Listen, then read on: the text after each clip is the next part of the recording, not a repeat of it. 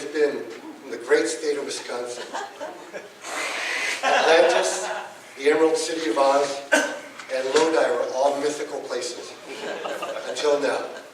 Give a warm West Coast welcome to Spooky Goes West.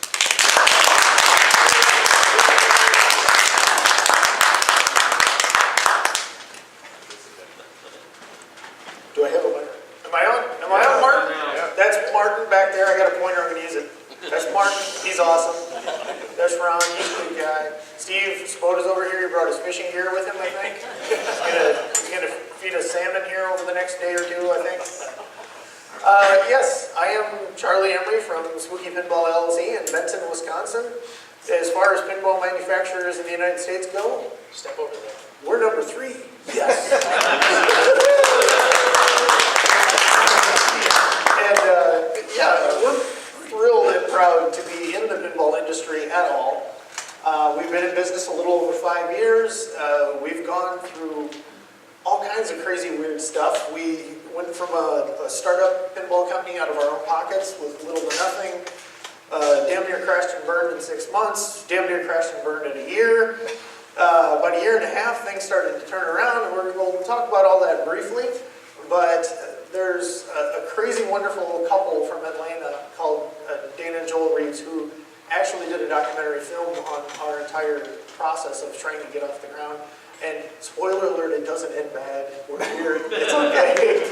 But it's called Things That Go Bump in the Night.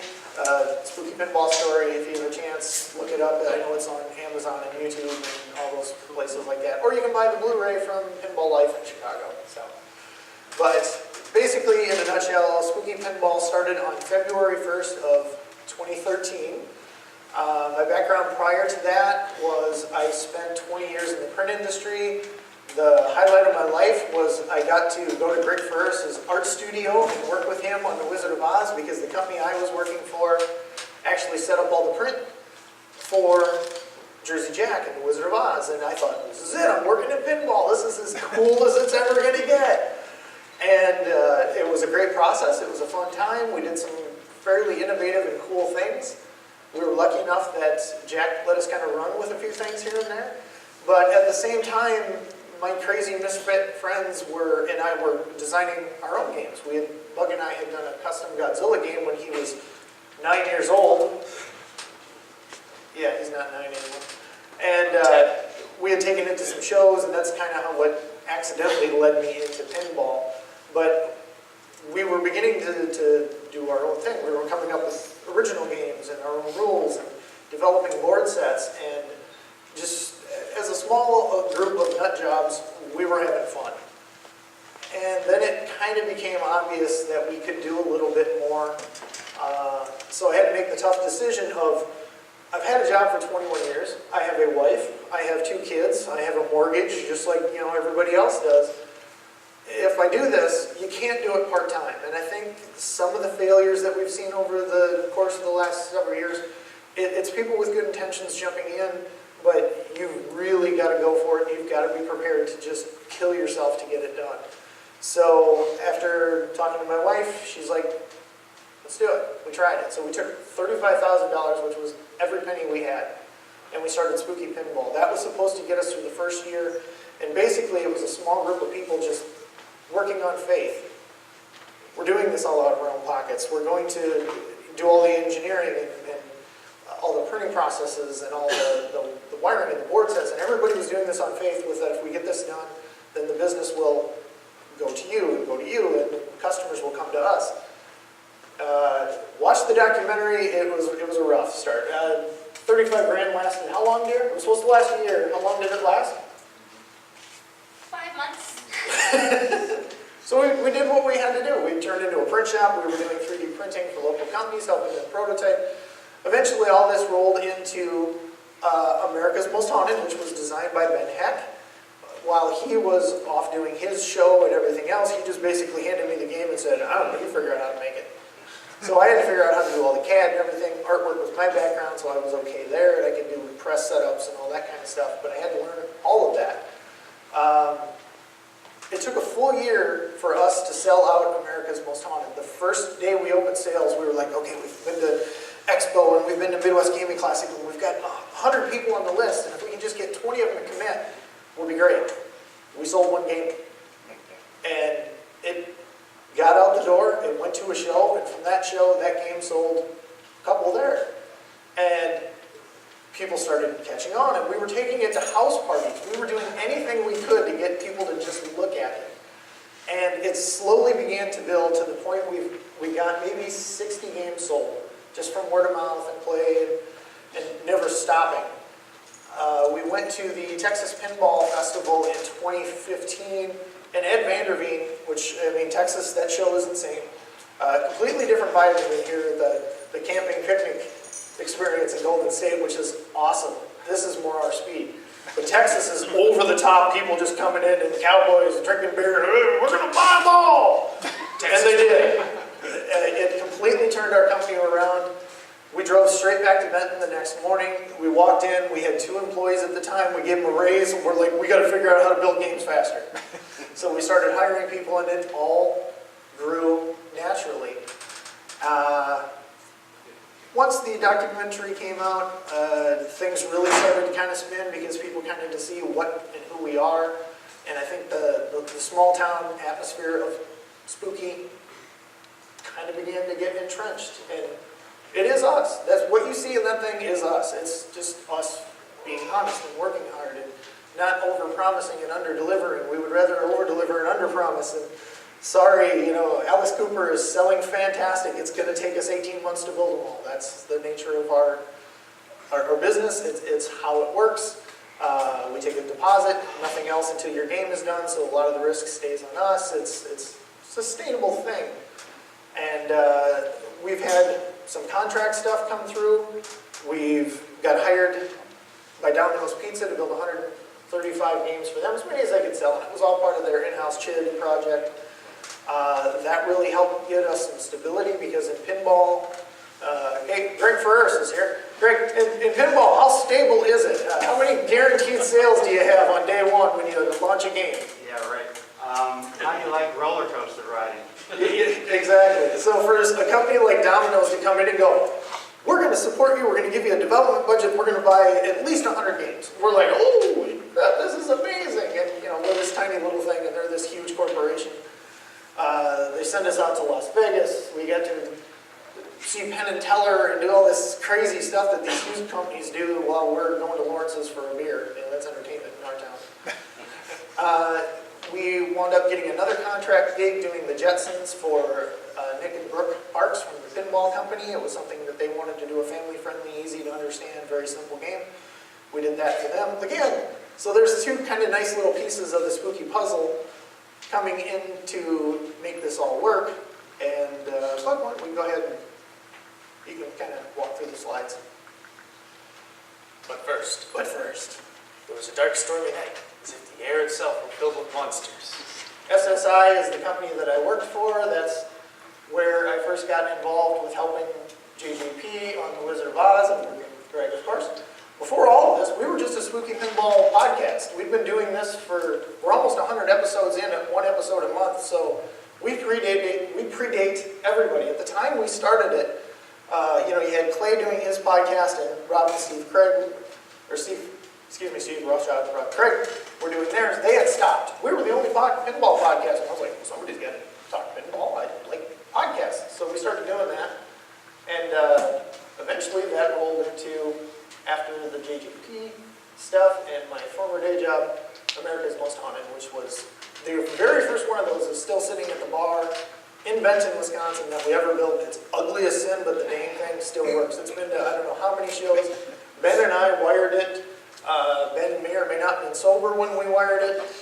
It looks like spaghetti underneath, but the thing still works, and we're really, really proud of that. So, again, this is going over the slow start, getting us to the Texas Pinball Festival. Basically, what we did with Ben and I had set a number on AMH because the sales were fairly slow, and we thought, well, if we just say, look, we're only going to build 150 units, it'll get people to go, it's going to be rare, better get in on it. It works.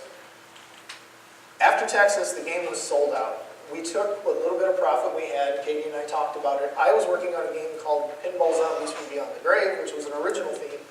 At the same time, we had heard rumors in the pipeline that Stern may or may not be doing this really big, well-known zombie TV show. And I went, ugh, we're dead. We got to change direction. So our little homebrew, fan-made, George Romero-esque zombie pinball machine. I was a huge Rob Zombie fan. I knew Rob was into pinball. I got a hold of his licensing manager, which every dime we had from America's Most Haunted, we rolled it into a Rob Zombie game, figuring the license would help. And within 24 hours, I got a reply from his manager saying, he's in. Here's his phone number. And I was like, wait, what? He's really in. And it was fantastic working with Rob Zombie. But yeah, all 300 games sold out. Basically, we didn't know how to handle sales. They were coming in so fast. We could have sold it out in just a couple of days. Katie was kind of intentionally putting people on lists. Okay, hang on, because I don't want to screw this up. And if I sell 301, somebody's going to be really mad. And so yeah, in a month, this game sold out and completely changed the course of the company for the better. Gave us a little stability. And we got to meet Rob Zombie. And we got to meet Rob Zombie several Twice. times. And we became friends with his bass player. More on that later. Here's a bit of, well, this is a little bit of everything. This is Domino's, Jetsons, other Jetsons, and Rob Zombie, And the darn youth on their phone all the time. and the darn kids on their phone. Which I'm always yelling at my kids, what am I doing? Probably taking pictures. A young Scott steps in. A young Scott Denisi steps in. So after we've been through all this stuff, and we've had good reviews, we've had bad reviews, we've had, the build quality isn't as good as some of the other companies, and then, well, maybe it's a little bit better than some of the other companies. Just things just kind of going back and forth. We were doing a lot of stuff right. There was things we needed to improve. We knew it as much as anybody. In steps Scott Denisi. This guy works at Pinball Life. He is an engineer. He was designing this thing in his garage and took it to Expo in, I believe it was 2016. First time we saw it. I'd been joking with him for months about, you should let us build this game, Scott. It's really fun. It's a single level play field. It's completely different than everything else out there. It's if you were going to make a list of things not to do in the pinball industry, number one, original themes. Very hard to get past people. Number two, flat. There's no ramps in it? What are you, insane? This is never going to work. Number three, there's very little flow in this game. It's got 2 orbit shots, and some of those are interrupted depending on how you're playing the game or what the mode is. So, I mean, it's the exact opposite of everything you should do. And the more shows we took it to, the more people started going, you got to make this. It's just unbelievable how that has kind of turned around. And I think a big part of it is too, like Dialed In when it came out, it had a little bit of a mixed reaction. People didn't know what to make of it.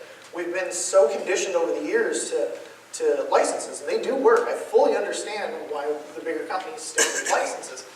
But to watch Dialed In kind of turn around, and it began to win some awards. And Dialed In, every show we took it to, it was winning Best in Show. It was in Atlanta. It literally was 3 votes away from winning Best EM Game. We have no idea why. It was all fan voted. Yeah, I guess because it was flat. So a lot of the younger people thought, that must be an EM. I haven't seen one of those before, so they were voting for it. And it was just unbelievable. But yeah, Scott's a huge part of Spooky Pinball. Now for like a happy little montage of TNA getting created. This is Scott, and again, this is how far removed we are from the bigger companies. This is Scott Denisi and his lovely wife, Sarah Rose, who is Scarlett on the back glass of TNA. This is, Use your laser pointer. yes, Yeah. that is Sarah Rose up there. She plays the character Scarlett. This is the very first cabinet we ever made for Scott. It was just a sample. It was made out of, not the greatest materials in the world, and we just wanted to see if we could make it fit, because we're honestly that naive. It's a lower sitting cabinet because it doesn't have all the ramps, and you got to bring it down tight like an old school ballet game. The original cabinet was a Dolly Parton that Yeah. he took and put his playfield into. And so we brought this to the Midwest Gaming Classic, and Scott was just so happy to see, like, I got a real cabinet. cabinet. So, yeah. Driving it like a go-kart, that's what you do. At the end of the show, that is Mr. Scott Denisi holding the trophy for not best homebrew, not best anything. It was best in show on a whitewood. This was in his Dolly Parton cabinet. It was a whitewood. This is our trophy for vendor of the year, and he'll won something for whatever he won. we're all like from the same area, so we all know each other. But yeah, new game of the year. Now think about it. 2017? This is sitting in the room with The Hobbit, and Houdini was there, and this thing's a whitewood, and he wins best new game of the year. We were off the walls giddy, and it was at this show that we said, you know, Scott, we knew we were going to make it at this point. We had made no announcements whatsoever. Everybody was, are they going to make it or are they not going to make it? There's a pinside thing going on. If Spooky builds it, will you buy it? And at the same time, there were rumblings from a much larger company trying to get Scott to come on board and let them make it. So we're doing an interview on the Spooky Pinball podcast, which is hosted by my son Bug, co-hosted by me, and we're like, Scott, should we just announce? He's like, hey, Charlie, you gonna build this thing or what? And we're talking on the air like live. I'm like, I don't know, Scott, or what are you telling me? We're gonna build it? It's like, yeah, let's call this the announcement. Spooky's gonna build it. And that's how it got out. So, I mean, it was just, we do everything backwards. There's no big launch party, there was no big premiere, there was no hype, it was just, yeah, we're gonna build it. Another photo. Again, that's the whitewood that won best in show. I mean, come on, it's ridiculous. Literally drawn Sharpie on it. And you can see the words total annihilation. It turns out that that was trademarked and renewed by Atari. It was an old 80s video game. So at the end, we had to change it, and Scott started to giggle and snicker, and he's like, we call it TNA. Just think of the acronym on Pinside, it'll be funny. Total nuclear annihilation. The same thing happened with America's Most Haunted. It was originally called Ghost Squad, but old Same Atari thing. video game. More trophy weapons. More trophies. Scott's all about the trophies. This is the original cabinet. This is Andrew Barnaby. He's another friend of ours. He makes all our coils. I mean, that's how tight-knit our little pinball company is. And our coil guy comes in and he's like, oh, let's paint the cabinet. This is them just literally hand brushing the cabinet, which is dumb because we're going to decal it anyway. But they're wanting to do it. At Pinball Life. Yeah, this is in their shop. There's Andrew eating paint. Andrew's a little different. And there it is. That one still sits in Scott's office today. That's the original prototype cabinet. That was a photo from Atlanta, yet another trophy. He's all about the trophies. Is that best custom game, it says? It might be, yeah, okay, Yeah, it was best custom game. best custom there. That was, yeah, one of the trophies. This was Dino from Pinball Life. Decided he was going to laser cut side rails and put the lettering all in there just for fun. And then, of course, there's little Spooky Ghost. This is the very first whitewood that we made for Scott, almost to production level. It's pretty darn close. So this is that same junky cabinet. You can see my smiling face. And yeah, that's the very first whitewood. That's the original whitewood. Scott cut that in his garage. Sorry. Oh, and he's got his own little homebrew CNC. That's how that thing started. This was at Scott's house. This was, Jack Danger was doing a live stream of that same whitewood. And this was the very first backglass we printed. And you can just see, it's like Scott is so excited by everything. So we surprised him with that. He's like holding up to the window. Oh, it's beautiful. Again, more of the prototype game. This is getting ready for production. Matt Andrews did all the artwork for it. And that's our employee TJ, that's AJ, there's Scott living in our house for a week or two while he basically teaches guys the joys of the new board system, which is B-Rock back there. This is our shop supervisor, Lucas, who is assembling the very first playfield here and trying to figure out if he wants to continue working or not, because he looks like he kind of hates his life right there. Like, this is a whole new system, everything's different. It's all RGB, it's all everything, you know, there's no switch matrix, there's no lamp matrix, it's completely different than everything we've ever done. So, Every time we bring a new game to Lucas, he kind of has this look on his face for a solid 5 minutes, then he like goes full on into it to get it he's like, all right, I'm not coming off this thing until I get it right. And he does. Adding the subwoofer chamber, that's why the thing thumps, and it's very low here at the show, but if you turn this thing up, that game will rattle the windows. Try sitting next to it for 14 hours straight. We're really thankful Scott wrote such catchy music for it, because we hear it a lot. Yep. These are the Butter Edition cabinet panels. It was something that Greg and I have talked about it, and we managed to talk Jack into letting us try it. There is no decal on that.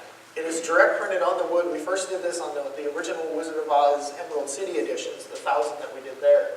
And then it's automotive clear coat. It is like nothing else. This Alice Cooper is actually, we call it the Butter Edition because Terry from Pinball Life says, it looks like it was dipped in butter, Charlie. So that is the Butter Edition cabinet. There is no decals there. The upside is, it is as pretty as a cabinet can get. The downside is, if you bounce it off a door frame, you are going to cry. Scott, you can see his reflection here. It's just like, that's his personal game. He got the very first butter cabinet that we'd ever made, and that one is the one that is in his home today. TNA release party at Pinball Live Open House. Scott's lovely wife, Sarah Rose, again, Scarlett, in character for the release party. And these are the crazies all playing. That is the whitewood, that is the prototype, and then this is the production version. Here's Scott. This is him literally writing music for TNA in his house. That's his personal game. He does write every single piece of music you've heard in that game. That's all Scott Denisi. And this is in our factory. This was part was short. Coming from, I don't even remember where, but yeah, we had games everywhere. They were just piling up and waiting for that one part to come in so we could kick them all out the door. Huh? No, it's a CD. They're good. I can't remember what it was, but yeah, we had games piled everywhere all over the shop. People were like, when are they going to start shipping? We're like, oh, trust me, when they start, they're going to really start. And then there's just a side-by-side comparison. This is supposed to be an island, which you see here or in the graphic relief. This is your keypad. If you haven't played the game, if you aren't familiar, the game is so ridiculously simple but addictive. These targets here unlock this. This is the core, that's the reactor. So you have to complete all 9 of those inserts. Shoot the scoop, that starts the reactor, then you shoot your orbits to drop it into the core. It'll bounce around and this will come up to 100%. When it hits 100, one of these is going to light. It's a destroy shot. So once this hits 100%, you hit the destroy shot and you destroy the reactor. Basically, you're in the past, you're going to the future because they're coming back and screwing with you. And the only way to save the present is to destroy the future. That's how Scott describes it. But that's one reactor. You get to the second reactor, now you've got 2 kill shots. All the way up to 9. We only know 2 people that have officially beaten the game. One of them's here from California, Carl, Angelo, and the other one is Bowen Cairns, who works for Spooky. Bowen did it in Texas in a room of about 400 people. Yeah. He did a whole presentation, it was a tutorial of the game, and he said, Charlie, I promise you I'm going to beat all 9 reactors, and he did it. But the game gets progressively harder as you go. Everything gets tougher. The core will start to count down backwards if you're not overheating it fast enough. The lock targets, so simple to shoot a ball. You shoot the ball in here, it locks it behind the target. You shoot another one in, it locks it. The trick is, you can cash that in at any time, and people are like, oh, it's just an instant gratification multi-ball. There's no point value until you overheat that reactor. Then you cash that in, and when you hit that kill shot, it's multiplied by the balls in play, which forces you, if you're going to have a decent score, and especially if you're playing against your buddies, you have got to collect that to beat the next guy. The problem is, if you leave him, he's going to take him. So it's so risk-reward based, but it's just an absolute blast. We were hoping to sell 100 maybe 2. We had a pool going at work. Everybody that would come in the shop, that was family, friends, customers, whatever. How many think it'll sell? It ranged anywhere from 100 to 1,100. And honestly, and again, original theme, no ramps, all this oddness, the very simple game. It went over 400 games so fast it was silly. If this is at Stern, this is a 1,000 or 2,000 piece unit tomorrow. I have no doubts in my mind. Our business model is not that way. We build right now. If you jump in on one, KT, when will they get their game? It'll be number 426. And when do they get their game? December? January? So yeah, it's been a big hit for us. Alice Cooper, on the other hand, is a limited edition game. Her contract with Alice, it's 500 units. They're neck and neck right now as to which one is, Alice is going to get to 500 sooner or later. And then TNA, how far will it go? We don't know. We would love to be like a mini Stern or JJP with this.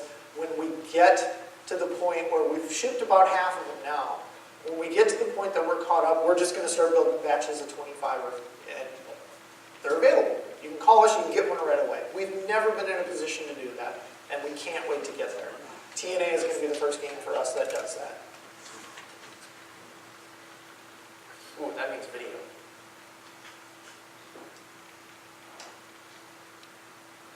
Any questions so far?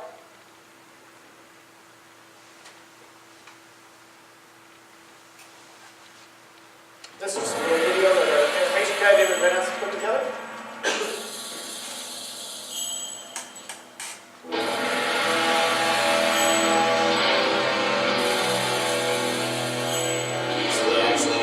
Sometimes it'll come flying back. That's Jack Danger. He does a lot of Twitch live streams.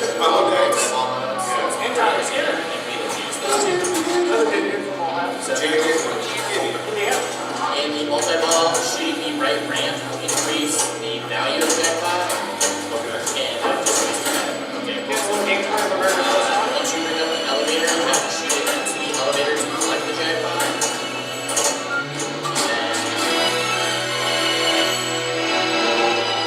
This is the one I like right here. 2, 1, get the hell out. Live.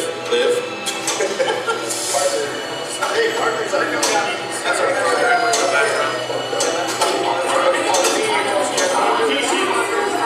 Look at all those American Wrestling in the background. There's a long hair club. Seconds never. Live. I love it. Yeah, live.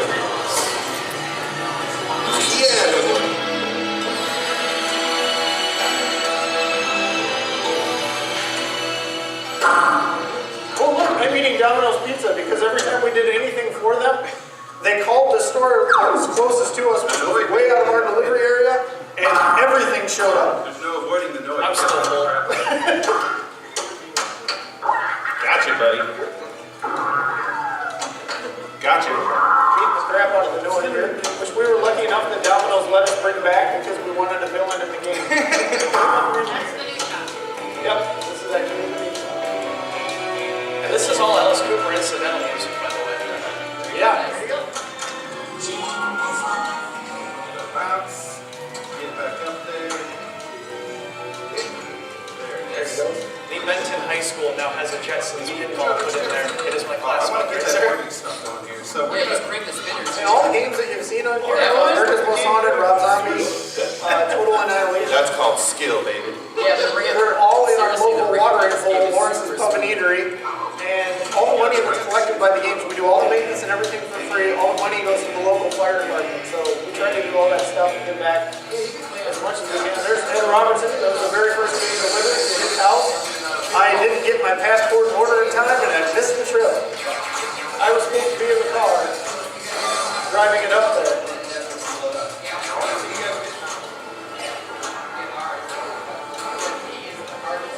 Most of these guys are really tall. Yeah, we're pretty tall. Beautiful shot. And there's the flyer for the college.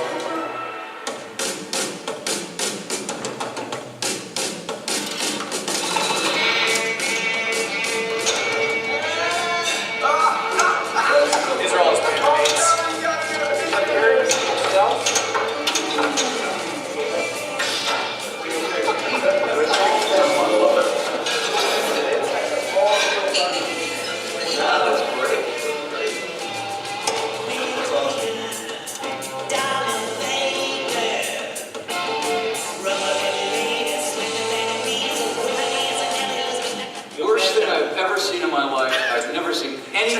trapping.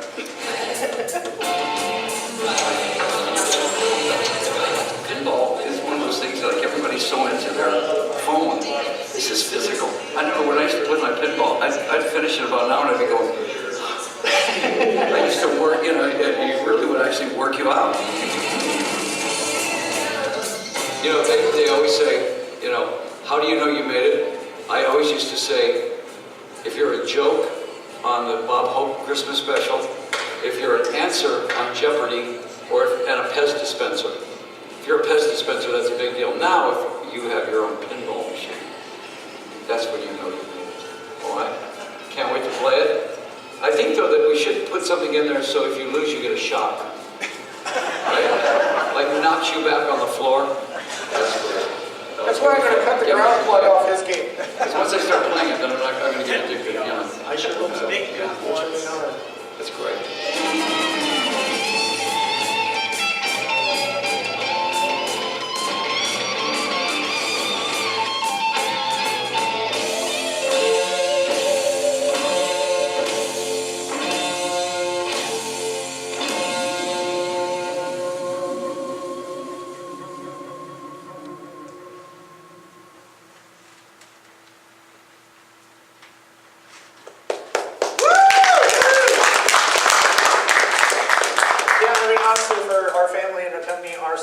To be hanging out backstage all day. And we're going to show you some photos and some fun stuff that we did with that. I mean, it's huge for us. I mean, this is so far removed. My son's only regret from meeting Alice the second time. This is the third time Katie and I got to hang out with her. I have a regret for this? Yes. He was like, he's literally backstage doing his homework, and Alice is sitting there and he goes, why didn't I have him write me an excuse for not being in school today and just have it school's out? But yeah, he literally got out of school for the entire day to just sit backstage Doing my English homework. while we were showing Alice the game and getting all the approvals. And the great thing about working with Rob Zombie and especially Alice Cooper, with Rob, art approvals were, and Greg will appreciate this, it was an email to Rob and a phone call like 15 minutes later. Yeah, change this. Click. It's like, really? That's it? And okay, call me back if you get that done yet. I'm sitting on the bus and bored. I mean, how often does that happen in pinball? That's called a dream in my world. Yeah. And Alice Cooper, it was the same way. We would send things to his manager, Shep Gordon, and their team, and we just, yeah, that's good. We like it. We like the direction. Everything we showed to Alice, all 3 times, here's the concept. We'd like to do it where, you know, no offense, Alice, but you're the narrator in this castle and all these monsters and this is, you know, it's all a world around you. Yeah, I love it. Go for it. And we want to do it in EC Comics 50s style and, you know, not too gross. And he's like, here's the thing. I played Rob's game. I like Rob's game. I have grandkids. I want them to be able to play my game. No cursing, no nudity. And I'm like, sold. We're done. He's like, just go. Run with it. Do whatever you want. Everything we showed him in person. He made us change a grand total of nothing. He's just, I love it. The vest on the Frankenstein monster is modeled after his bass player, who's a longtime member of Alice's band, Chuck Garrett, who wears these vests, and they call him Bisto Blanco, and he's got this great sideband with Alice's daughter. So the vest is, we've got photos of Chuck just, oh my God, he's down in there pointing at it and getting selfies with the creature, and just, the whole experience was off the rails nice. Alice is one of the nicest people you could ever want to meet. The last time we hung out with him, I mean, we've got his contacts for everybody that works with him every single day. If there's a question, if there's a problem, if there's anything we need to run by him, it goes straight to him. He's like, all right, my only request is, can you bring it to my house? I'm like, yeah, I think we can do that. She goes, all right, but I got another small favor. My daughter Calico, she's got her own place, and I've had my Dr. Dude for 20 years. It needs a couple little things fixed, and can you move it to her house? And I'm like, yep, we're in, we're doing it. So Alice loves Dr. Dude. The first time we met him, Bug was telling the story the other day. Oh yeah, so we went to the Days of the Dead festival back when Rob Zombie was in progress to work with Sid Haig, who did all the Captain Spaulding voice work. And we were also talking to Alice Cooper, and we this was really early stages. We like just got the license. We basically had nothing done yet because we just started. We had the song list, and we were going to show him that and talk to him about the game. And they were moving him from one autograph signing thing to another in a different part of the hotel. And they open the door, and his manager goes, "Oh, Alice, this is the pinball guys." And he walks up to me and he goes, "Hi, I have Dr. Dude." That was like the first. And then, yeah, so then we sat in the meeting with him, and he was telling us all about his Dr. Dude and how much he loves Dr. Dude. And I'm like, oh, well, we're kind of friends with the guys that made that. And it's really, oh, the time they did a great job. The game's so much fun. But when I get mine, I'm going to move it. And so that's all that came into play. And then he started telling us stories about Jack Benny and Groucho Marx and drinking beer in Groucho's bedroom with these guys, watching TV. And he's just got so many stories. It's no wonder when you go to like a meet and greet or the fan events with Alice, he has people that literally stand there and go, "Alice, you need to keep moving." And it's not, fans chewing his ears off. He will chew off the fans' ears. And just wonderful dude. And here we go. Really early artwork. Jeff Zornow is the artist on this game. He's brand new to pinball.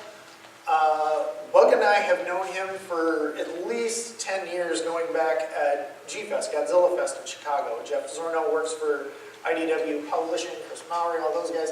He's a Godzilla comic artist, but he's a horror movie fanatic. He loves doing rock bands like, the Misfits and stuff. It's a little bit more of a horror edge. Zombie stuff. He's way out there. Crazy dude. He's easy to spot at a show. Oh my holding God. a beer in each hand going, "Party! Motherfucker! So yeah, he's nuts, but he's a hell of an artist.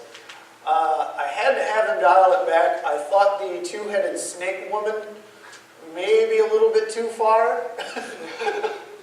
And eyeballs all over the coin door, that did not make it. And then this is That's Alice. it's Alice ripping the brain out of Frankenstein. And I'm like, Jeff, you need to dial it back just a little bit, buddy. Now this actually did wind up making it into the game. This is the giant creature on the side of the left side of the cabinet. Of course, Alice is reaching up for the start button. There's some monsters battling here and a maiden in distress in the back. And if you look closely at the game, both sides of the game are completely unique and different. And I gave him the option of, well, if you do one really good panel, we can mirror it. We did that on Rob Zombie. Typically, that's a lot. And he's like, "No effing way, man. I'm getting my stuff on a pinball machine. I'm doing this all out." So yeah, he was all in for anything we could throw at him. Here's the other side. This is the other side, and this is pretty close to what you see in the final production. And again, this was all stuff. We're in Phoenix for a charity pinball tournament, and we'd already had the concepts and everything approved, but we were going to meet Alice and show him the sketches, and Zorno was a little bit behind because of his comic book schedule. He's sending us this at like 1 o'clock in the morning. "Here, see what he thinks of this." And that's what we showed Alice, and he immediately, he didn't freak out, he didn't panic. And this is starting to get into the whitewood. Wonderful 3D printed segmented ramps. That's final production right there. No, that's not final production. You can see a lot of little hidden stuff that did make it into the game. There's a reason that there's a little Scott Denisi zombie sitting right here. We haven't even utilized it yet, but there is in fact a Denisi lock. And it's not us ripping off Scott. What it is Scott wanted to put that in TNA. He's an engineer. His boss is a ball parts manufacturer. But unless there's a reason and a demand for that part to exist, Terry at Pinball Life is not going to manufacture it. And a lot of stuff we manufacture ourselves too. But in the case of something as complicated as a controlled drop target, Terry needs a reason for it. If he's selling to you guys to replace in an Indiana Jones or whatever the case may be, he might sell 2 a year. That's never going to get the job done. So Scott's like, "Can you find a way to put them in your game? I'll show you what I'm doing in my game." And at this, Scott's still just hoping to make one in his garage, but he needs a reason for those parts to exist. So if I put them in my game, then Scott can use them. And the way Scott used them, once I saw what he was doing, I was like, "Can we borrow that?" Sure, great. Helps both of us help each other. But yeah, those are the very first controlled drops that we had manufactured. And then there's a scoop shot at the back of the subway that also gets fed from the guillotine up top. So that subway entrance right there is multiple use. And we're not even using the Denisi lock, which, like I said, that's why there's a Scott Denisi zombie there. At some point, we will use that as an homage to what Total Annihilation is, but to come later. Here you can see we've started moving things around, but go back to the last one. You see where the shot is here. This is actually inside, and then there was like a dual outer orbit on the original plan of the Whitewood. This is where we started bringing in guys, because I did take a little bit of heat on Rob Zombie and the flow and the way that it is. It's meant to be chaotic. It's what I like. I understand that's not necessarily what really good players like. So we started bringing in guys like Nancy Blaylock and Jet Danger, and I mean really top-notch players. And this shot would work, but it wasn't super smooth. So bumping that out here and then changing the secret passage entrance into here is little things that those guys kind of contributed to making Alice Cooper better. So, and then back here is the original version of the Frankenstein castle that we all mock up. I don't know how Stern does this stuff, Greg. Do you guys mock that stuff up in foam core? I know Dennis does. I know Dennis does, yes he does. We 3D printed stuff, yeah. And here you see things starting to come together.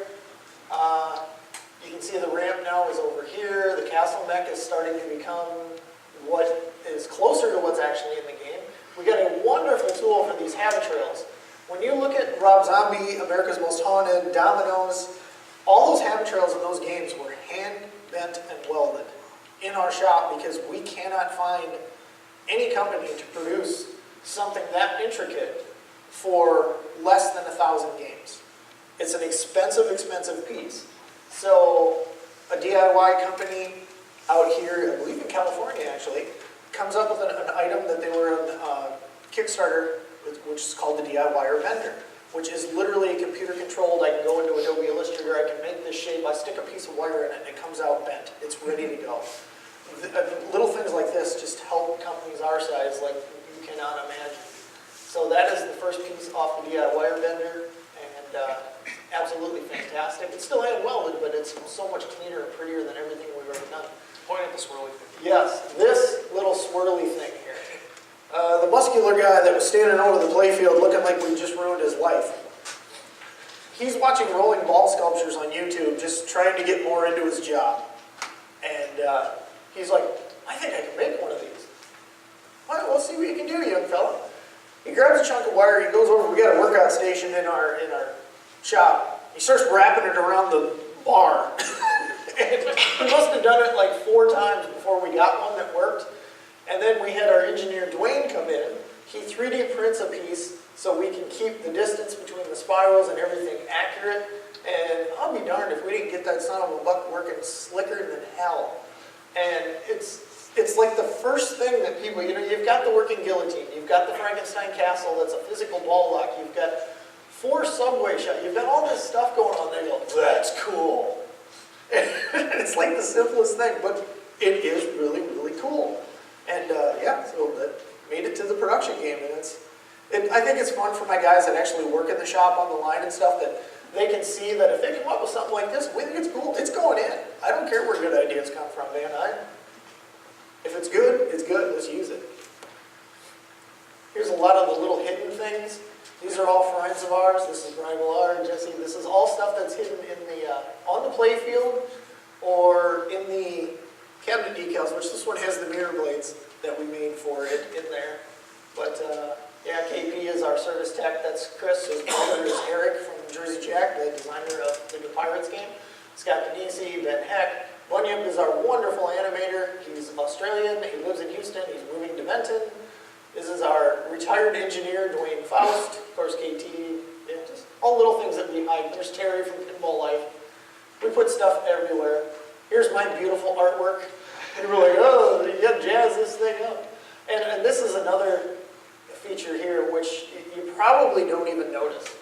But again, a big part of our being sustainable at this level is all of our inserts are made in our shop. We don't buy from the usual plastic suppliers. We don't use injection molded inserts because if we need a coffin-shaped injected molded insert, the cost of that, especially if you're only doing 5-turn games, is going to be astronomical. The molding for this stuff is just ridiculously expensive. So we want to make a coffin molded insert. We go to our laser cutter, we cut it. And then the process that we actually make our play fields allows that to stay safe, they don't crack. There's videos of me on YouTube stealing a page from the Deep Root guys saying they're going to hit their play fields with sledgehammers, and I'm literally hitting our inserts with hammers. You can't break them. They don't crack, they don't come out. And it's something that we're very proud of. We've worked very hard on that over the years. We handle every single plastic that you guys get in every game. Yes. We either tape it off, we punch it out, or but we handle every single plastic in those games. Yeah, she's printed plastics, insert plastics, everything. They have to punch them out, they have to weed them, they have to take the protective films off of them. This is hilarious. All right, this is all being sculpted by Matt Reisner from Back Alley Creations. You can see a lot of this stuff is still in clay, but this, he's test fitting the Frankenstein monster that he has yet to sculpt. That is wrestler R-Truth, because he was muscular and cheap. And so he's all cut to pieces and his arms are lopped off. And yeah, here's the first pieces of art starting to come in. Here we're getting into the fun stuff, getting backstage with Alice. This is Bunyip with the Alice Cooper teddy bear that is on my wife's desk. This is Calico Cooper, that is Alice's daughter, that's Vista Blanco, she's part of that band, which we're thrilled to meet her. Chuck Garrick playing the game for the first time. That's my hero. My son is a better drummer than I ever dreamed of being. I played in bands for like 20 years. At 12, he was doing things I couldn't figure out. This is his hero. Glenn Sobel is Alice Cooper's drummer. He is a drum teacher. He's from California. He puts out tons of instructional videos and stuff, and a lot of the stuff that he's like, book it. That's all Glenn Sobel. So, yeah, we're literally sitting there, and Glenn Sobel's like, hey, can I sit here and eat with you? And I'm like, yes. Katie and Alice with her Alice teddy bear. Alice just doing goofy poses by the game. That is Cheryl Cooper, Alice's lovely wife. She is also, her and Calico kill Alice on stage every night. So that's how their marriage works, and they've stayed together for 40 years because she takes out her frustrations by stabbing him to death every evening. I'm going to start taking the book on page on it. No. Family with the game, Alice in the game, and that's David Van Ness, our animator, wonderful dude. He does all the graphics that you've seen on there. More Katie and Alice. That'd be it. And we've hit the end of that. Now we can look at weird, fun stuff. Yeah, we'll just go into we're just going to blast through these pretty quick here. And then we'll Spooky show you. Spooky fun. This is just going to be a lot of goofiness. I don't know what this is. Oh, this is backstage with Rob Zombie. You watch John 5, he gets annoyed. John 5 is in Rob's guitar player. He gets annoyed by the music, so he'll launch the ball to get it going. This is Ginger Fish. He's Rob's drummer. He's nuts. Watch him start smacking at him like a cat. This is when they're doing their meet and greet with fans. This is actually our friend Matt Montgomery. He did all the incidental instrumental music in Alice Cooper. That is awesome. Yeah. You should have seen Rob's face when he heard himself doing Roadhouse lines. Yeah, he was reading through the script and he wasn't really paying attention to what he was saying. I was like, Rob, you know there's like 4 lines from Roadhouse in that game, right? And he's just, the band is laughing around him and he's just, you're kidding. You know, like, yeah, Kane Hodder. This is at the Days of the Dead Festival where we were meeting with Sid Haig to bring the game to his booth. So this is the man who played Jason Voorhees in like half the films. And Bugs a huge Friday the 13th fan. Love it. Meeting Alice for the first time. Dad was making fun of me because I smiled for this photo and I was like, oh, she's so happy. Cosplayers at the show. Yeah, just a lot of the fun, cool stuff. I've never showed these pictures in any seminar we've ever done, so this is kind of cool. Krampus. That's horror legend Sid Haig, another Californian, playing Rob Zombie. We set the game was already sold up. We sold out, excuse me. We set it up in his booth to draw people to his booth. And we actually had somebody back out on a game that weekend. They're like, oh, I can't get it. So Katie gives them a refund and sold it right there on the spot to somebody that was just jumping up and down. Like, I can't believe I can get one. And Sid's just an awesome dude. The whole family with Sid did. We wound up being friends with Sid and helping him work the whole weekend. He's getting to be an older dude. And this is the second instance where you two have worked with Sid over Yeah. the weekend. Yeah. Sid's a great guy. Katie just being goofy at work. This is Katie's shop dog and Christmas present. Sally. That's our Christmas tree. That's our Christmas tree. It's an AT-AT with Ghidra on top and lights because we were so busy we didn't have time to go get a tree. This is Sally at work. Katie right after she broke her wrist. This is, of course, me, Bug, our good friend Paulie B, who helps us out. This is Eric from JJP, and that's his brother Chris. We got a behind-the-scenes tour of NASA when we went to Texas last year. So we got out of school for 3 days to go to NASA. And just unbelievable. I mean, some of the stuff that happens to us is just like, are you kidding? This is such a great life. Here's me in an actual space-used helmet. This is at Alice's restaurant. Sadly, it's gone now, but he immediately had them put the back glass in the display case with all his other collectibles, sports memorabilia. I was meeting Alice out in Phoenix. That was the first time he saw a finished piece of art. I wasn't there for that trip because I was in California with my uncle. There's a T-Rex playing Total Nuclear Annihilation in Atlanta. Because it's freaking cool. Because it's funny. This is Lawrence's Pub and Eatery. As you can see, it's pretty redneck heaven. It's a lot of dead animals sticking on a wall and pinball beer and really good food. There's a pizza there named The Spooky. If you're in Benton, try it. In case you're just rolling through Benton for some reason. And if you see the sign up here, all the money from the games goes to the fire department. So, There's a picture of a beard. yes. Oh, okay, this is the funny story. Friends of ours, David Paisan, now a Californian, and his wife and 2 little kids. We were hanging out with them. They were staying in a hotel near our home, and it was pouring rain, and Bug, go to the next photo. Da, da, da. This is our basement when we got home. Everything trashed. As bad as that looks, it was so much worse. Let's keep going. This is half a block from our house. This is a park. That's a park. There's a bridge There's there. a bridge somewhere in there, Yeah. but it's gone. That's part of the creed. This is Bug and his friend Brad. We're literally pulling the games out of there that night as fast as we can get them. Brad's one of my manly friends who does weightlifting and football. We moved 3 games. I gotta go. Thanks, Brad. So yeah, that was the great basement flood. You can see chunks of floor. This is all my games in storage, which we're finally building a new They're house. still there. And they're all still there. There's our carpet, everything ruined, and yeah, just trashed. This is kind of depressing. Here's Brian Kelly bringing cheese balls to the shop because that's what he does, and then he drinks all my beer. There's a nice one. Oh, this is a fun video. Oh, it's a video. I'm sorry. Yep. Oh, no. I know what it is. You know, like Stern does all these cool promotional videos. This is my friends coming in to help us shoot a promotional video.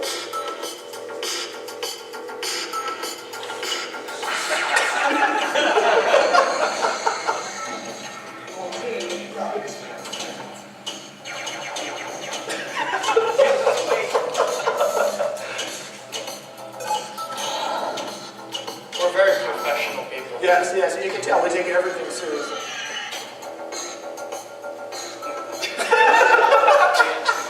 That's a 1964 Hans Beer Bear mascot costume. Yeah. He's very proud of it. He's had it for forever. I lost their spot.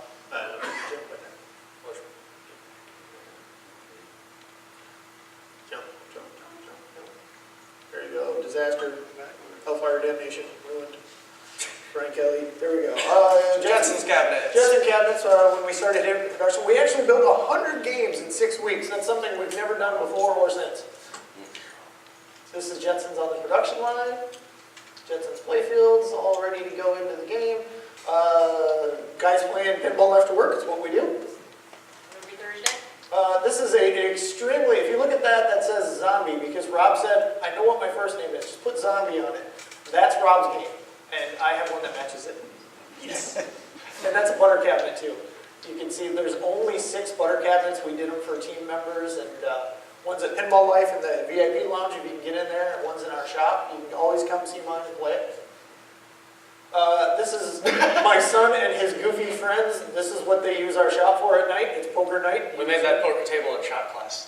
They made that, yeah, they made a poker table in shop class. So, I mean, that's small community, it's fun stuff. Katie can be bribed. This is all chocolate from Europe. So if you want to get a spot, If you want to get a sweet spot, I'm not saying chocolate's a good thing. Jack Danger's setting up for, we were doing a double stream of Jetsons and Total Nuclear Annihilation, which is just in production. This is our coffee table. There's Jack Danger and Bug playing our Visawar coffee table. Another shot. This is not our car. This is our crazy friend, Banger J. If you've seen a guy in a green Borat Speedo anywhere on the internet, it's probably him. and that's not his car either. You can't afford it. But they were. But there's a customer's car. It was a customer's car, but yeah.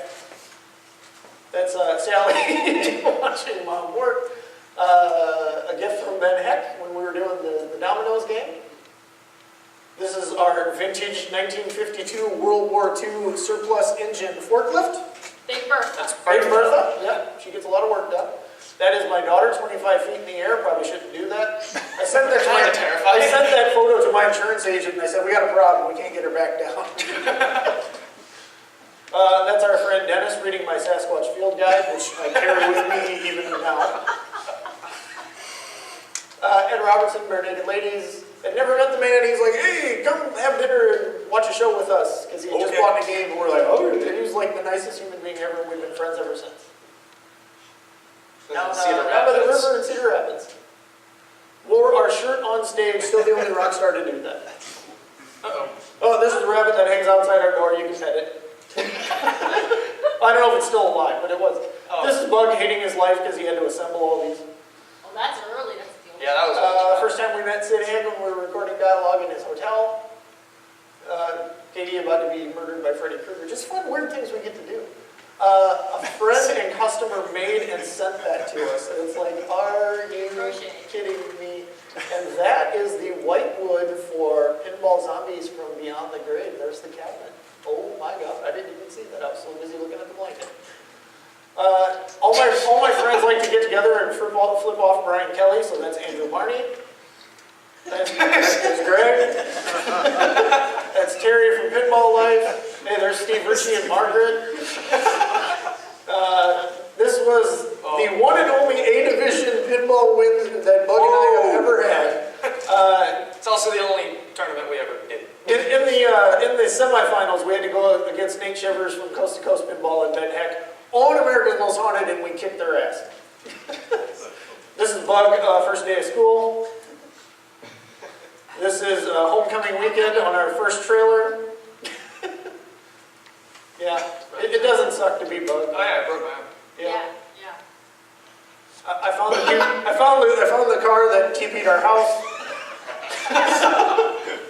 Behind the scenes of the documentary, Katie getting video. Yeah. Brian Kelly GPS. We have a Brian Kelly GPS system. It really is him. Katie's Kung Fu chicken fighting with Sven Gooley. A hat that our friend, is it Dave Smith or Trevor? Trevor. Okay. Dad planned on being. I love Toots. I love Toots. Dad planned on being a Canadian model if this all went out. Oh yeah. The Rob Zombie fandom does go way back. This is Mia Spalding, Katie as baby, and then there's Otis and one of the dead cheerleaders. These are all friends of ours at our Halloween party. That's Greg, that's your bass that you told me to give to Brian for some reason. He's like, what the? Oh, that's our accountant Heather flipping off Brian Kelly. That's Ben drunk.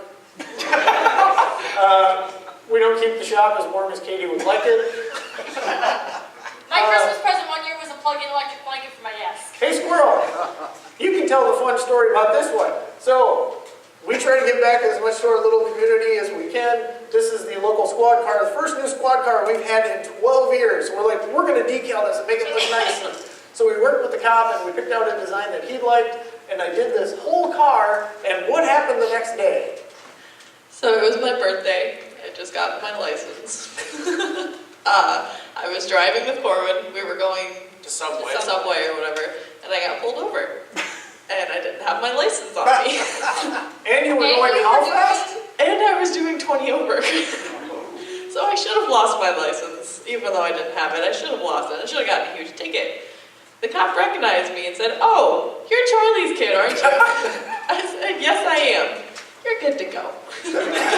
But then the next morning, he came into the shop and he goes, "So, you talked to your daughter lately?" I was like, "Oh yeah." Yeah. He's like, "Yeah, I kind of figured that you'd do a better punishment than I could." I'm like, "Oh, she's punished all right." Yeah. He told you, and you make sure you tell her that was her one and only freebie. This is the guy that actually started the Lion Man thing, Doug Manley. He's crazy. Hey, that's a lot of clothes for Jay. It's pretty good. This is the construction crew that was building our shop. This is the old incubator.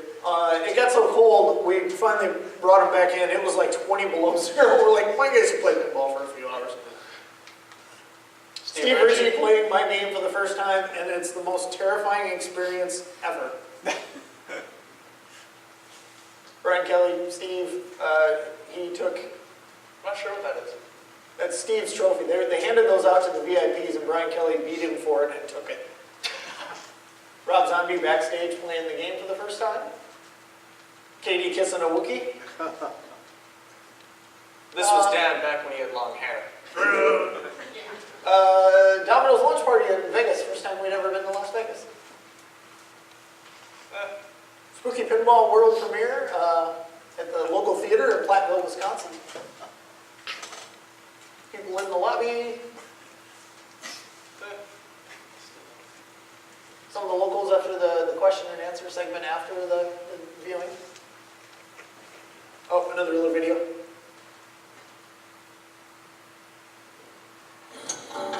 This is Bud playing the game to kind of entertain everybody while they were backstage. That's Matt Montgomery. He's a super nice guy. And again, composer for Alice Cooper. But yeah, so that's my son's job. He gets to hang out with rock stars. It's really tough, man. We're about to lose your spot again. Oh, I think we're about done. Yeah. Yeah.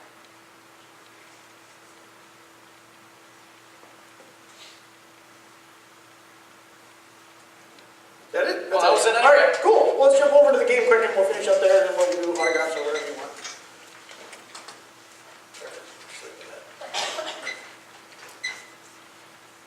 We need to do something up here, Martin? There we go. Okay. Alice Cooper's Nightmare Castle. Just a brief rundown of the rules, which are ever-changing and getting better by the day. Again, we have two programmers working on this thing now. We have Fosma, David Fawcett, who is our normal guy, doing most of the heavy lifting, and then the direction is being done by Bowen Cairns, who is more talented than everybody on this stage, at least in pinball put together. The man is ridiculous. But as you're playing the game, the big interactive toys, of course, are the guillotine used to kill Alice. As you start the game, Hey, Dad, you can take your hat off. To my nightmare castle. you're going to launch the ball. Let the experiments begin. Your skill shot is either to nail the center targets, or a super skill shot is to hit one of the ramps. You're a weapon of mass I distraction. can't see the game. Oh no! Alright, so as you're playing the game, you're hitting the center targets, and that will send it into ball search. No more Mr. Nice Wolf. It's so nice you can actually hear it in here. As you hit the center targets, you're selecting the monster that you want to battle, which is also the song associated. The songs are, I'm going to reboot it just for fun so I can talk. Frankenstein Monster, of course, is Feed My Frankenstein. Cold Ethel, self-explanatory. Igor is Lost in America. We didn't pick these because they were Alice Cooper's greatest hits. We picked them because they fit the theme, they were fun songs, and Alice really liked the oddness. Vampire is Disco Bloodbath Boogie Fever. Whole game goes red, you're staking the vampire up top. Alice Cooper is, of course, the song they kill him to on stage every night, I Love the Dead. That basically involves coming up here, you'll shoot the guillotine the first time, you'll watch the display. Alice, the blade goes up, second shot, Alice's head goes in, third shot. You'll actually shoot the guillotine, it'll catch the ball, blade comes down, ball falls into the basket, head drops into the basket, and then you're shooting victory laps with pitchforks and torches, and they're playing volleyball with Alice's head, which is a blast. Werewolf, of course, no more Mr. Nice Guy. Makes all the sense in the world. Zombie is Brutal Planet, which is one of Alice's harder songs, but very fun. Insect is a great little song called The Little Things. And you're just basically flying around. I hadn't even seen this mode until yesterday morning. I watched a young guy just beating the crap out of it. And I had just updated the code in the morning, so I hadn't even seen it. And I mean, you're splattering bugs all over the screen, and everything turns kind of a greenish, squishy yellow and green. It's just so much fun. Pit Creature is the song Go to Hell. It's basically like Tunnel Hunt and Addams Family. You're trying to get to all the subway shots, which is the scoop. The mystery building shot, you got to go through the drop targets to get to the back of the scoop. And then $1 Billion Babies is going to light we're talking about it now, it's going to be a 1 billion point shot, but it might be a bit taxi-esque where it becomes a progressive, so you can run it up to about 5 million, which is going to make it pretty unique and weird. But basically, if you're walking up and playing the game and you just want to have a little kind of fun and tour the thing quickly, you shoot the left ramp, you'll come up here. I'm looking for 3 good corpses. Let the experiments begin. Skill shot complete. You'll shoot the left ramp. Monster. If I can. It's going to lock the ball into Frankenstein's castle.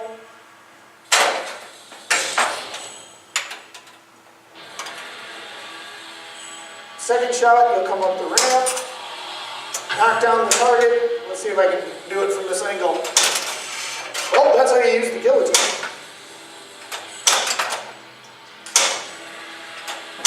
It's not easy to play pinball backwards, but you'll shoot up the other side of the ramp. And this will give you an opportunity to see some of David Van Ness's amazing animations.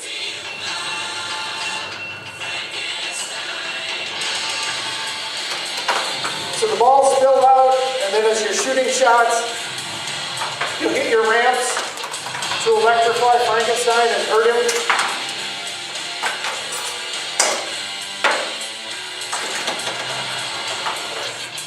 I think the animations in this are just top notch.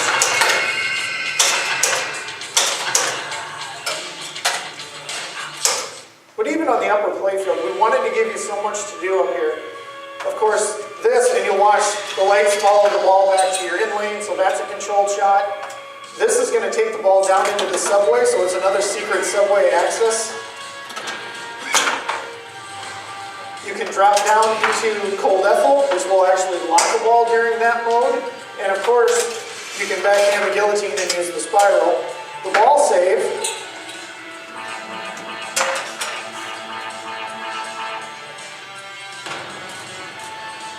A bit reminiscent of GoldenEye, but fun ball save. But I think I'm about out of time. So much more I'd love to show you in here. Just go play it, have fun. I think, honestly, that's the best way to kind of promote and let you see things, is explore the castle, discover things for yourself. If you have any questions, feel free to ask us. But we can do some Q&A. Questions? Come on, come all.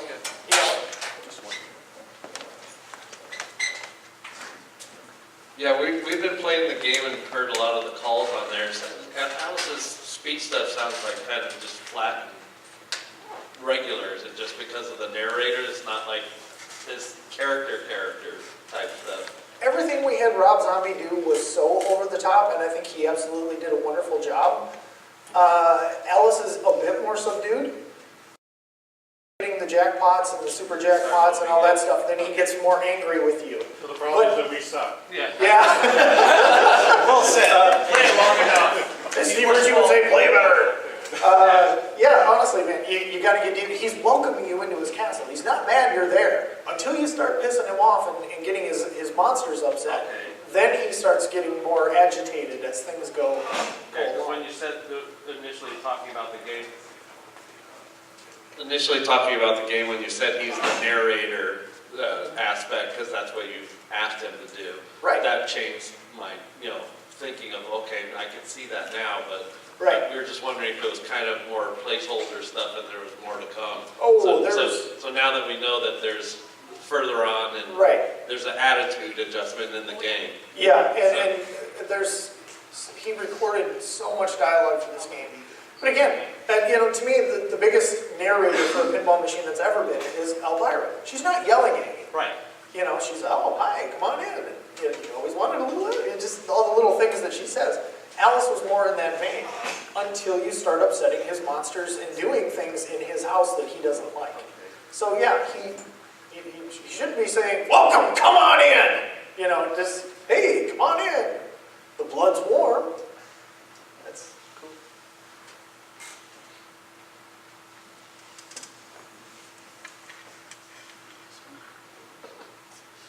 Anything? Heck, I've got a question.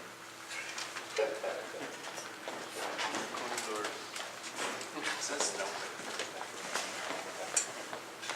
I'll answer anything. I have no shame. Okay. Well, I have a little difficulty understanding some of the numbers. You've been producing TNA now for about 8 months, and you're at about 150, right? Out the door, Out the door. we're, I'll take this one. yeah, she knows better than I do. The games don't always get produced in chronological order. If I have a customer, or 5 or 6 customers that are all in the UK, doesn't matter what number they are, if they're saying, hey, we want to have them all shipped together so we can get through customs and it's going to be cheaper on us, etc., I'm going to do it for them. So I'll pull the games out of their order and say, okay, here's the 5 going to the UK. We have 6 going to Germany. Okay, all 6 going to Germany are going to get built when the first number that's going to that country comes up. They're all going to get built because they're paying through the nose to get stuff over there. Well, I understand the cost of it. So I'm going to do whatever I can to help all the Australian games go in one container, so they're all built at the same time.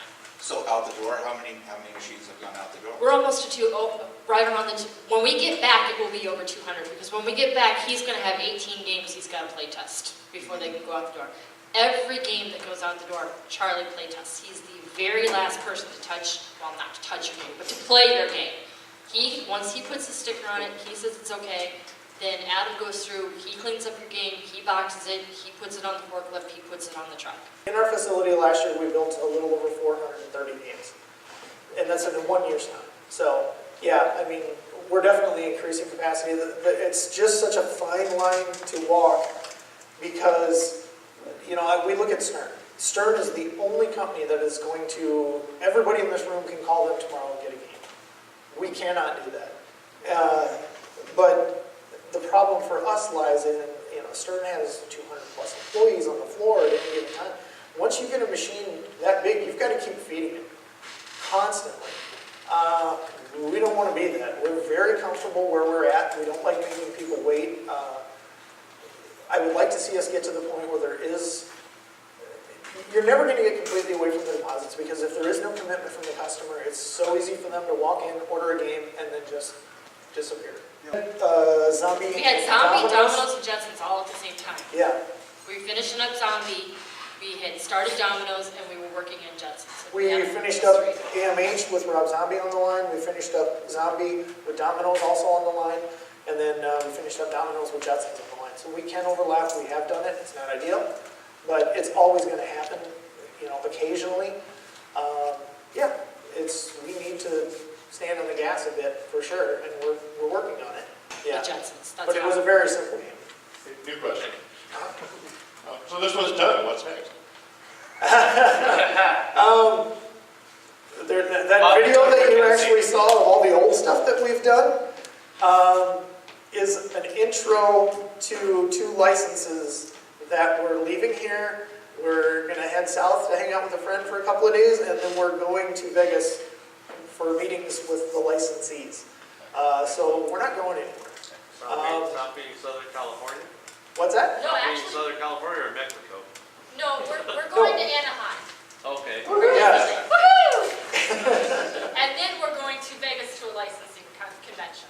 Is it Bob and Doug McKenzie? It's Pinball not Ad? Bob and Doug McKenzie Pinball, although I would do that. That would be. Yeah. Oh, God, yes. But only if Kenny Lee's involved. He's got to do a guest spot on that. Yeah, right. Are there any more questions? One more? I will answer one we get all the time anyway. Scott Denisi is doing another game with us. You have about 10 minutes, Charlie? I was just wondering if you're getting close to saying, last order's in for TNA, or are you just going? No, we're not. Like I said, at this point, I honestly believe when we do get TNA done, we're gonna build like 25 more, and we're just gonna start, if you call an order, you'll get one right away. We'll take them to shows, new in box. We've never been in a position to do that. I've always wanted to do that. I want to be like mini Stern, where there is no deposit, oh, now I gotta wait, and just, you wanna buy a game, here it is. Sorry, also, is that a butter cabinet for Alice? That is a butter cabinet for Alice Cooper, yes. That is the only butter cabinet we've made to date for Alice. It's beautiful. And it's been everywhere, and knock on wood, still in one piece, and we haven't Third dinged show. it. This is its third show. No, it's fifth. Fifth. Yep, yeah, it's been all over. And these are just sample, this is still just a sample game. There's some ugly stuff in there, but it works. Would you like to start the autograph session? Sure, we actually have a bunch of keychains and stuff, and I have a small folder of Show- our remaining yeah, Alice Cooper Just come on flyers. up to Morgan and show handouts and goodies, and Charlie's